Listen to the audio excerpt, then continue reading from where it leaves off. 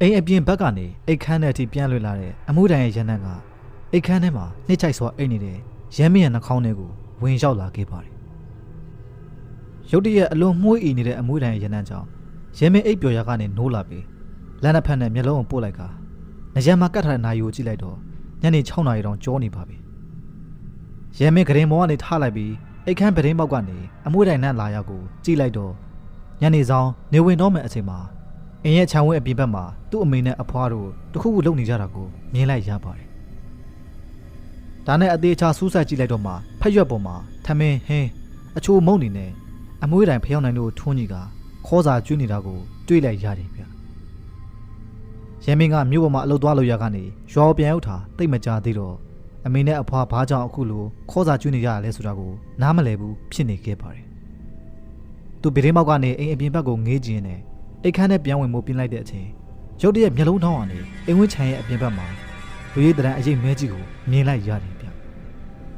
ဒါကြောင့်ရဲမင်းလဲပိုသေးချသွားအောင်လို့အိမ်ခြံဝင်းအပြင်ဘက်ကိုပြန်ကြည့်လိုက်တော့ခြံဝင်းအပြင်ဘက်မှာဘာမှမရှိနေခဲ့ပါဘူး။ငါအမြင်မှားတာပဲနေမှာပါ။အခုနရဲမင်းရုတ်တရက်မြင်လိုက်တာဟာနာနာဘဝတရေတစီတီကသူ့အမေနဲ့အဖွားကျွေးထားတဲ့ခေါ်စာကိုအငမ်းမရစားနေကြတာမတဲမကွက်မြင်မိလိုက်ပေမဲ့သူ့အသေးချာပြန်လှည့်ကြည့်တဲ့အခါမှာဘာမှရှိမနေတာကြောင့်သူ့အမြင်မှားတယ်လို့ပဲမှတ်ယူလိုက်တာပါအမေတို့ခုနကဘာလုပ်နေကြရလဲရမင်းသိကျင်စိတ်ကိုမထိတ်နိုင်တဲ့အတွက်မိခင်ဖြစ်သူကိုမေးခဲ့လိုက်ပါတယ်ကဲခလေးကခလေးလို့နေပါကွယ်ဘာမှမသိချင်ပါနဲ့ကဲသွားမျက်နှာလေးပါလေးသွားသိချင်သားလေးကြိုက်တဲ့ငါးကြော်နဲ့အခြေရင်ဟင်အမေချက်ပေးထားတယ်ရမင်းသူမေးတာကိုမိခင်ဖြစ်သူကပြန်မဖြေတာကြောင့်စိတ်ထဲမှာတိတ်ဘဝင်မကြပေမဲ့လည်းစက်မမေးတော့ပဲတက်ပြင်းချလိုက်ပါတယ်။နောက်ရက်အနည်းငယ်ဆိုရင်သူ့အသက်35နှစ်ပြည့်တော့မှဖြစ်ပေမဲ့အမေဖြစ်သူရဲ့မျက်လုံးထဲမှာတော့သူ့ကိုခလေးလိုပဲမြင်နေတုံးပါပဲ။ရမင်းလည်းအမေဖြစ်သူရဲ့စကားကိုနားထောင်ပြီးတော့မျက်နှာတစ်ဖို့အတွက်ရေချိုးခန်းထဲကိုဝင်းသွားခဲ့လိုက်တယ်ဗျ။မျက်နှာတစ်ကိုလက်တန့်စင်ပြီးရေချိုးခန်းကနေထွက်လာတဲ့အချိန်မှာနားမှာတီးလို့ကပ်ပြုတ်လိုက်တဲ့အတန်ကိုရုတ်တရက်ကြားလိုက်ရပါတယ်မင်းငါ့ကိုမြင်ရတယ်လားလူတယောက်ရဲ့နားနာကိုကပ်ပြုတ်လိုက်တဲ့အတန်ကိုတဲခွဲစွာကြားလိုက်ရတော့ရဲမင်းအတန်ကြားရဘက်ကိုလှည့်ကြည့်လိုက်ပါတယ်ဒါမှလည်းဘာမှမရှိနေပြန်ဦးနေဗျ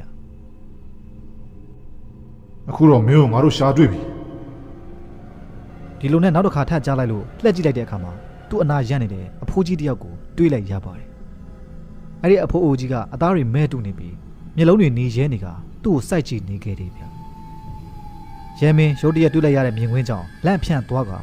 နောက်ဆိုလိုက်တယ်ဆိုရင်ပဲခန္ဓာကိုယ်ဟန်ချက်ပြက်ခါအနောက်ကိုပက်လက်လန်လဲကျသွားပြီးခေါင်းကလေကတဲ့နဲ့တိုက်မိတာကြောင့်အဲ့နေရာမှာပဲတတိမိသွားပါတော့တယ်ရဲမင်းရဲ့အော်ဟစ်တန်ကိုကြားလိုက်ရတဲ့အတွက်အမေနဲ့အဖွားဖြစ်သူတို့ကအိမ်ထဲကနေပြေးထွက်လာကြပြီးတားဖြစ်သူတတိမိလဲကျနေတာကိုတွေ့တော့ချက်ချင်းဆေးရုံကိုခေါ်သွားခဲ့ကြတယ်ဗျဈေးရုံရောက်တော့ဆရာဝန်ကစိုးရင်ကြမရှိတဲ့အကြောင်းပြောကအသေးအချာအနားယူဖို့နဲ့အဲ့ချိန်တွေကိုအသေးအချာဂရုစိုက်ဖို့မှားကြလိုက်ပါတယ်ပြီးတော့လိုအပ်တဲ့ဆေးတွေကိုပေးခဲ့တယ်ဗျရဲမင်းရဲ့အမေကလည်းသူအခုလိုဖြစ်တာမြို့ပေါ်မှာအလုပ်လုပ်တုန်းကကောင်းကောင်းမနာရတာကြောင့်ပင်ပန်းပြီးအခုလိုဖြစ်ရတာလို့ထင်နေခဲ့ပါတယ်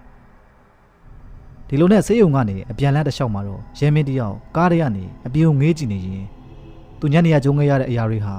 သူအမြင်မှာနားကြမားတာမဟုတ်ပဲတကယ်အမှန်ဖြစ်နေတယ်ဆိုတာကိုနားမလည်နိုင်စွာတွေးတောနေခဲ့တယ်ဗျ။ဒါဘာတွေအဲ့လောက်တောင်ငေးနေတာလဲ။အမေမင်းနေရမကြောက်လား။လမ်းထိပ်ဆိုင်ကပဲနုရီတောက်ချင်ရဲ့လားလို့မေးနေတာ။မာတာမိခင်ကပေါင်ဖော့ဖော့ပုတ်ပြီးမေးလိုက်တာကြောင့်ရဲမင်းအတွေးတွေရက်သွားပြီးလန့်ဖြန့်သွားခဲ့ပါတယ်။ဗျာဟုတ်ကဲ့မေတောက်မေဗျ။မျိုးပေါ်မှာတွားနေပြီးအလုံးလုံးတာတေချာလဲအနားမယူညဘက်တွေလဲကောင်းကောင်းမအိပ်ရပဲအိပ်ရေးတွေပြတ်တာကြောင့်မလို့ခုလိုစိတ်ကကြောင်ကနန်းနေဖြစ်နေတာဖြစ်နိုင်ရင်ตาမျိုးကိုပြန်မသွားတော့ပဲအိမ်ကိုပဲပြန်လာပြီးကောင်းကောင်းအနားယူပါလားตาရဲ့အမေဖြစ်သူကသားကိုစိတ်ပူတဲ့အတွက်ပင့်သက်ချကပြောခဲ့လိုက်ပါတယ်ခဏအကြာမှာတော့ရဲမင်းငငယ်ကလေးကအမြဲဝဲတောက်နေကြပဲနိုရောင်းတဲ့ဆိုင်ရှုကိုကားကထိုးရလိုက်ပြီးအမေနဲ့အဖွားကကားဘဝနဲ့ဆင်းကပဲနိုသွားဝယ်ခဲ့တယ်ဗျအဲအချိန်မှာကားထဲမှာကြံနေခဲ့တဲ့ရဲမင်းကကားရဲ့ဗရင်မောက်မှန်ကနေ အမေနဲ့ဆိုင်ပိုင်ရှင်တို့စကားပြောနေတာကိုငေးကြည့်ရင်လည်း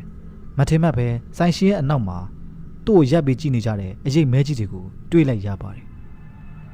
သူဟာသူပဲအမြင်မှားတာလားဆိုပြီးအသေးချာကြည့်နေမိတယ်ဗျ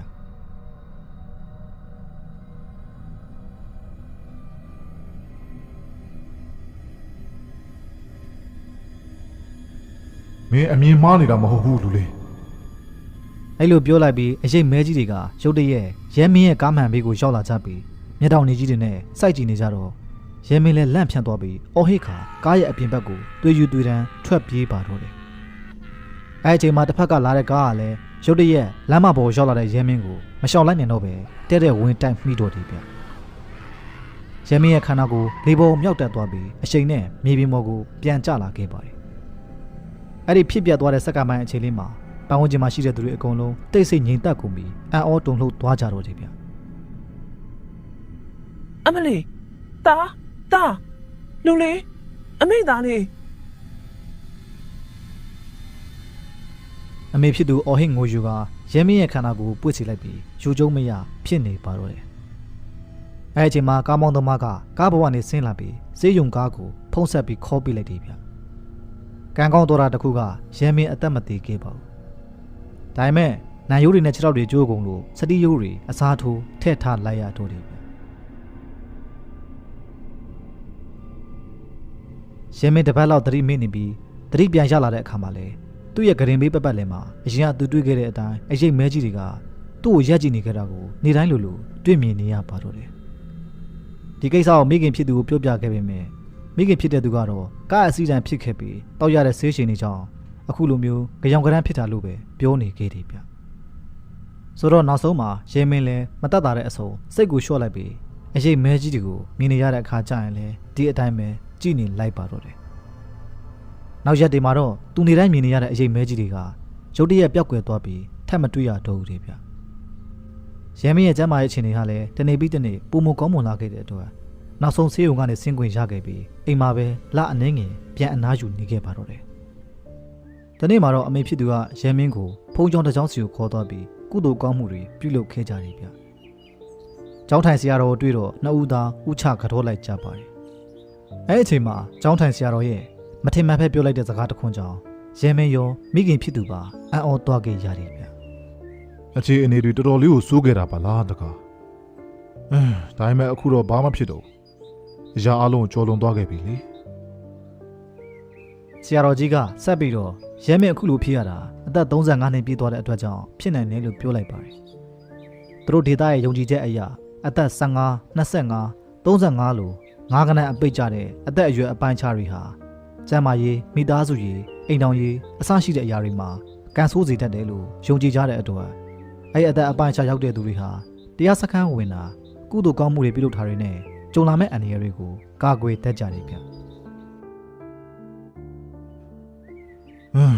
တက္ကမကြီး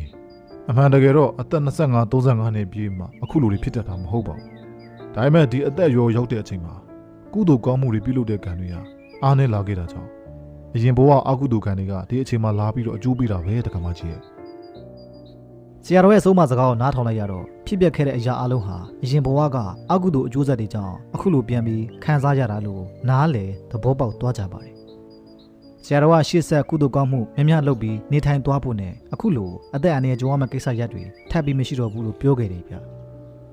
ဒါကိုရဲမင်းကဆရာတော်ကိုသူ့ရဲ့လက္ခဏာကိုကြည့်ပြီးရရချေပေးပါလို့တောင်းဆိုတော့ဆရာတော်ကအနှဲငယ်ပြုံးလိုက်ပါတယ်တခါကြီးလူဆိုတာကောင်းတာလုပ်ရင်ကောင်းတာပဲရလိမ့်မယ်ဒါကြောင့်ရရတွေဘာမှမလို့တရက်မှာတော့ရဲမင်းကအရင်တုန်းကအမေနဲ့အဖွားတို့ခေါ်စာကျွေးနေကြတဲ့အကြောင်းကိုသိချင်တာကြောင့်တတိရတာနဲ့အမေဖြစ်သူကိုထပ်ပြီးမေးလိုက်ပါတယ်အမေဖြစ်သူကအဲ့ဒီအချိန်တုန်းကအဖွားကညတိုင်းအိမ်မက်ဆိုးတွေပဲအမျက်မက်ပြီးအိမ်မက်ထဲမှာသူမရဲ့လက်တန်းပြတ်သွားပြီးသွေးတွေစီးကြလာတာကိုညစဉ်ရက်ဆက်မြင်မှတ်ထားကြောင်းမိသားစုတဲ့တဦးတယောက်အနေကျုံရမှာကိုစိုးရိမ်မိတဲ့အတွက်ခေါ်စာကျွေးတာလို့ပြောပြခဲ့တယ်ဗျတကယ်လို့အဖွားသာအဲ့လိုခေါ်စာမကျွေးခဲ့ဘူးဆိုရင်တားရဲ့အတိတ်ကအကျွေးရှင်တွေကတားရဲ့အသက်ကိုယူသွားပြီးကြတော့ပြီအဲ့ဒီအချိန်မှရဲမင်းလဲသဘောပေါက်သွားခဲ့ပါတယ်ဒီလိုကိစ္စမျိုးအဖြစ်ပြက်မျိုးတွေကတယောက်နဲ့တယောက်ကြုံရတာချင်းမတူတဲ့အတွက်တချို့သောသူတွေကယုံကြည်ကြပြီးတ တချို့သောသူတွေကလည်းမယုံကြည်ကြပါဘူးကိုမယုံကြည်တဲ့အတွက်ကြောင့်ဒီလိုဖြစ်ရမျိုးကတကယ်မရှိဘူးလို့လည်းမဆိုလို့နိုင်ဘူးပေါ့ဟုတ်ကဲ့ဇလန်လေးရောဒီလောက်ပါပဲခင်ဗျာ